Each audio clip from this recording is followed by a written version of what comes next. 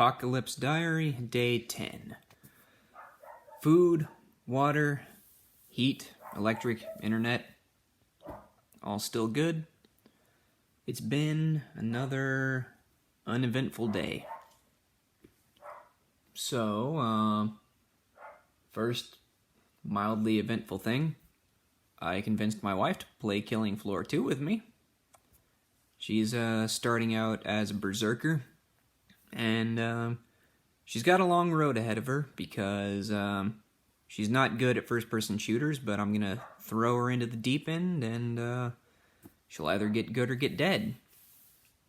I re-downloaded some of my older games that I never finished to go back and revisit, so I'm playing Assassin's Creed Odyssey again, which, like I said, never finished. I don't even think I hit the halfway point in that game. But since I'm going to be cooped up for quite a while, I figure now would be a good time to knock that one out, since it's also probably going to be a while since before I get Final Fantasy VII Remake. I downloaded Earth Defense Force 5 again, and I forgot what stupid fun the Earth Defense Force games are. I don't know if I'd even necessarily call them good. They're just mindless shooters where you fight UFOs and giant bugs and all sorts of just nonsense. And I even think that the dialogue is delivered deliberately badly, which is, in my opinion, part of the charm. So that's what I was doing before I started recording my daily diary. And I've found another anime to watch called Arifureta, From Commonplace to World's Strongest. And it's one of those animes that follows the trope of normal high school student gets transported to magic world, winds up with magic abilities, ends up becoming overpowered hero. So it takes that format and flips it on its head a little bit. Because, like, normally, the protagonist starts out weak, goes through a bunch of bullshit, gets super strong. In this one, the protagonist goes through the awful bullshit, like, right in the middle of episode, or not even the middle, right at the beginning of episode 1.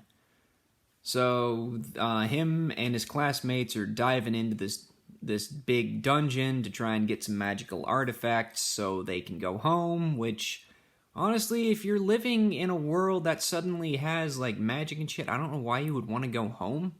I mean, other than, like, see your family and friends again, or whatever. Whatever, not important. So he ends up with this one only mildly useful magical ability called Transmute, which is to, like, take a small amount of matter and turn it into a small amount of different matter. So he ends up getting betrayed by one of his classmates and left for dead in the dungeon, gets his arm bitten off by a monster, manages to survive because he found some special healing water, and he starts using his magical ability to scavenge for food, essentially. And he eats some monster meat, which damn near kills him, and if he hadn't been nearby this healing wellspring, he would have just outright died from eating monster meat. But he winds up with an ability that allows him to increase his stats and gain new abilities the first time he eats a new type of monster meat. So, one of the first abilities he gets is the ability to just identify minerals, like rocks, by just picking them up and holding them. So what he does is he uses his transmute ability to start making bullets, and then makes a high-powered revolver to fire said bullets.